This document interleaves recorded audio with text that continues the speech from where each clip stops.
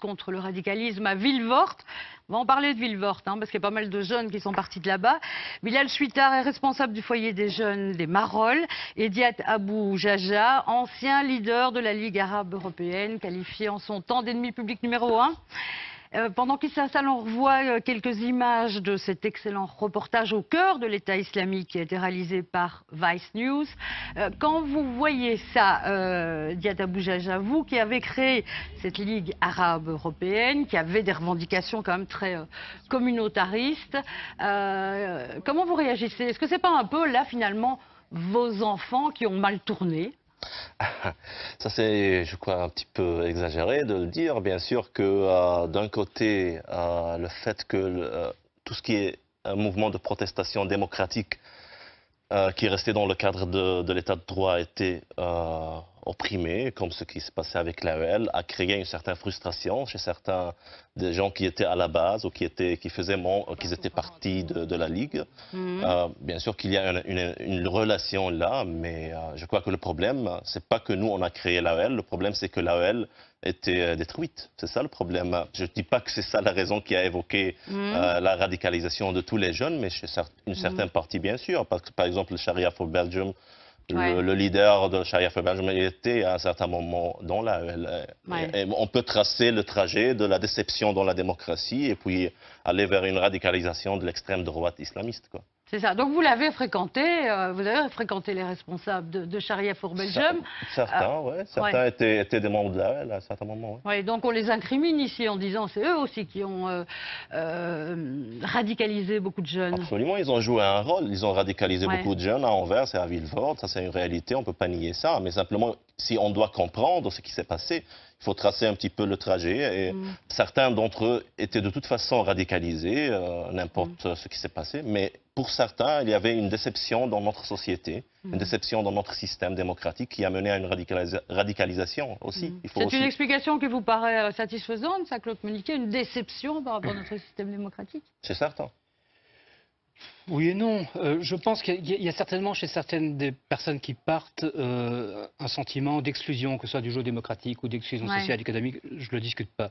Je pense que les gens qui partent depuis quelques semaines, en tout cas, ceux qui partent après avoir vu les vidéos d'égorgement d'otages, les enlèvements massifs et les viols de femmes, l'égorgement des chiites, des yazidis, la chasse aux chrétiens, etc., ils partent parce qu'ils veulent participer à ça. Ils partent parce qu'ils sont attirés par la violence, ils ont le goût du sang. Est-ce qu'il y a encore une connotation religieuse? C'est ce qu'ils disent. C'est ce qu'ils disent. Alors, il y a des gens qui sont beaucoup plus qualifiés que moi ici pour dire que ça n'a rien à voir avec le véritable islam, ce que je crois aussi. C'est ce qu'ils disent. Donc il faut quand même aussi prendre un peu au sérieux ce qu'ils disent, d'autant plus qu'ils sont utilisés, quelle que soit la volonté et la motivation personnelle des gens qui partent, ils sont utilisés par des cadres du califat qui, eux, ont effectivement un but politico-religieux incontestable. Bilal Chouitard, j'ai dit que vous êtes responsable d'une maison de jeunes dans les Marolles.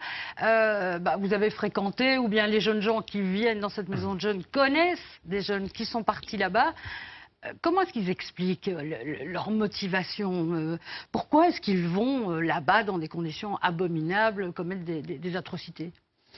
D'abord, j'aimerais vraiment insister sur le fait qu'on parle ici d'une minorité de gens, de jeunes. La grande majorité des immigrés de la 3e, 4e génération travaillent, vivent, sont des citoyens modèles, je dirais. Pourquoi ils partent? Pour préparer mon intervention de ce matin, j'ai été, la semaine passée, vraiment passer du temps à discuter avec les jeunes. Et il y a plusieurs éléments. C'est clair qu'il y a un sentiment d'être des citoyens de 2e zone. On connaît les problèmes de discrimination à l'emploi à Bruxelles. C'est des éléments qui font que les jeunes ont une image de l'avenir pour eux qui est assez négative. Il y a bien sûr, ça il ne faut pas l'oublier, le conflit israélo-palestinien qui est aussi cet aspect d'injustice, d'incompréhension. C'est des éléments qui font qu'à un moment donné, ces jeunes sont un peu perdus, ils ne savent pas comment se positionner dans la société et surtout alors on tombe sur des gens qui vont profiter de ce sentiment, de ce sentiment pour l'exploiter et en faire des futurs chars à canon, comme je dis. Jessica Sors, vous vous occupez de ces problèmes de radicalisme à Vilvoorde.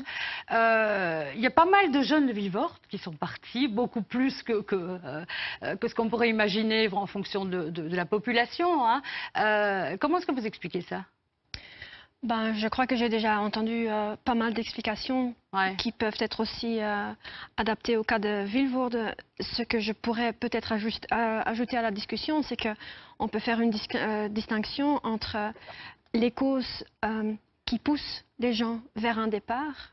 C'est vrai que l'exclusion sociale et tout ça joue un rôle. Et puis il y a aussi les causes qui attirent les gens. Et même si c'est vrai ce que M. Jaja dit que dans un premier temps, on avait Sharia for Belgium, on avait des jeunes qui étaient présents dans l'entourage de Sharia for Belgium, on voit maintenant aussi qu'il y a pas mal de jeunes qui sont en fait recrutés de la Syrie par d'autres jeunes qu'ils connaissaient par avant et qui disent ben voilà, me voilà ici maintenant, où restes-tu? Sharia for Belgium, est-ce qu'on a pris ça suffisamment au sérieux, Alain Grignard? Parce qu'on a l'impression qu'au départ, on s'est dit c'est des petits comiques qui font des vidéos, qui disent qu'ils vont mettre une bombe à l'atomium. Enfin bon, j'exagère mais à peine. Est-ce qu'on s'est rendu compte tout de suite que c'était une menace importante? Je pense que oui. M. Van Doren l'a souligné précédemment. Le phénomène syrien n'est pas apparu comme ça brutalement. Ça fait quand même plus de 2 ans qu'on travaille relativement discrètement sur le sujet, notamment la police judiciaire fédérale d'Anvers également. Ce n'est pas parce que des gens ont l'air un petit peu folkloriques, entre guillemets, qu'ils ne sont pas dangereux. Et ça, on le savait déjà depuis les premiers départs qu'on a eus, Nilo Tempore, en Afghanistan, etc. Les recruteurs principaux étaient connus de tous, étaient interviewés chez vous, dans les journaux. Je ne citerai pas de nom, mais enfin tout le monde verra à qui je fais allusion. Et certains disaient, ces gens-là, ce sont des gens qui n'ont aucun poids, ce sont des... Encore une fois, c'est du folklore. En réalité, ce sont des gens qui, de par leurs activités, sont responsables de dizaines, voire de centaines de personnes qui, à l'époque, ont été mobilisées, exactement comme quand vous voyez à l'époque aussi ce qu'on appelle l'Ordonistan, des idéologues comme Abou Qatada, qui a une carrure quand même un petit peu différente, mais quelque part, tout le monde le connaissait. Il s'exprimait sur tous les médias, il est interviewé par tout le monde, mais cette personne n'a probablement jamais touché une arme de sa vie. Mais lui est responsable, encore une fois, de la radicalisation de milliers de personnes. Hein. Est-ce que votre voisin est responsable d'une radicalisation aussi? Moi, je n'ai pas à me prononcer sur mon voisin, qui a l'air bien sympathique. Hein, mais non, mais je vous pose la question parce qu'on a pas mal de mails à ce propos. Hein, je vous en lis un. Abou Jaja, un terroriste interviewé comme s'il s'agissait d'une personne normale et digne d'être écoutée. Qu'est-ce que vous répondez à ça? Je ne sais pas si je suis une personne normale, là, ça il faut demander à un psychologue. mais en fait, pour rester sérieux, je veux dire que de mettre la responsabilité dans les gens qui étaient activistes pour les droits égaux des citoyens, pour revendiquer une citoyenneté égale, ça c'est justement... Ça c'est ce que vous vouliez faire. En fait, ça montre une partie du problème qui est important, parce que quand on va discuter chaque mouvement de l'extrême droite, que ce soit religieuse ou nationaliste, il y a 2 choses à voir. Il y a d'abord l'idéologie qui est importante, effectivement, l'aspect idéologique, doctrinal, mais il y a aussi la frustration et surtout un sentiment d'humiliation qui joue un grand rôle. Et si on compare avec des cas historiques comme le montée du nazisme en Allemagne, le sentiment d'humiliation des Allemands après la Première Guerre mondiale a joué dans une grande partie dans la mobilisation, le succès de la mobilisation des nazis en Allemagne, dans l'interbellum. Mais on ne peut pas simplement simplifier le sujet et dire ça c'est la raison ou ça c'est la raison. Il y a une indoctrination que l'Arabie saoudite a menée pendant un siècle avec le support de l'Occident. Et que maintenant, monsieur le roi de l'Arabie saoudite vient raconter qu'il n'a rien à faire avec ces fous de Dieu. Ouais. Tandis que lui, en fait, et son État a financé la doctrine salafiste pendant une centaine d'années, ça, je n'accepte pas, je ne comprends pas. De l'autre côté, bien sûr, il y a aussi des problèmes au monde arabe d'abord, parce qu'on parle souvent comme si l'État islamique, moi j'aime pas ce nom d'ailleurs, moi je les appelle le SS. C'est pas nous qui l'avons inventé. Je sais, mais il ne faut pas non plus, si le Ku Klux Klan demain commence un État et le nomme l'État chrétien, on ne va pas le nommer l'État chrétien, de toute façon, ce n'est pas la discussion. Moi je nomme le SS, le Salafist State, l'État salafiste. Mais de toute façon, pour comprendre l'État islamique, entre guillemets, il faut comprendre d'abord la dynamique au monde arabe, parce que l'histoire des djihadistes occidentaux, c'est une histoire marginale dans tout ce qui se passe là-bas. Ça, c'est un. Et la deuxième partie, c'est si on veut effectivement comprendre pourquoi certains de nos jeunes partent là-bas, c'est une autre dynamique. Il faut faire la part des choses. Et souvent, on fait des amalgames comme si c'est une entité homogène. Pourquoi un Libanais sunnite ou un Irakien sunnite lutte dans cette organisation? Ce n'est pas la même chose, on n'a pas la même réponse que pourquoi un jeune de Vilvoorde ou de Bruxelles ou d'Anvers parte là-bas. Il faut faire les parts des choses, il faut essayer de comprendre un phénomène complexe. On parle du nom, effectivement, État islamique. Ça vous dérange, vous, Bilal Chouitard, qu'on associe ça finalement à la religion? Vous êtes musulman? Je suis musulman. État islamique, je ne vois pas très bien qu'il y a d'islamique dans... Ouais. On ne peut même pas dire le projet, parce que voilà, actuellement... Bah, le projet de califat, c'est quand même... Oui, peut-être, mais... Lié à la religion, non?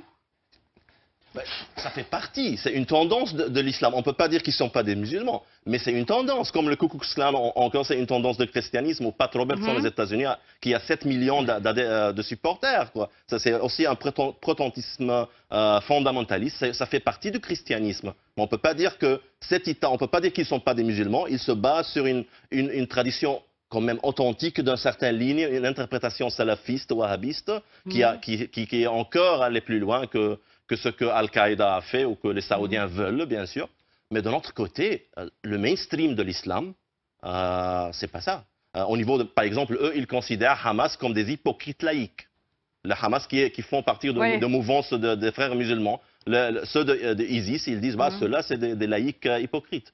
Ben, tandis que c'est plutôt là qu'on devra chercher le mainstream musulman. C'est dans tout ce qui est frères musulmans, dans tout ce qui est enfin, de côté chiite au niveau de partis comme des Hezbollah. Ça c'est du mainstream, si on veut parler de mainstream. Mais ISIS, c'est pas du mainstream. Ça, bon, clair. Alors la question qui se pose, c'est quand même comment les arrêter. Un document publié hier, je crois, sur Facebook. Ce jeune bruxellois que l'on voit avec une ceinture d'explosifs à la taille. Alors,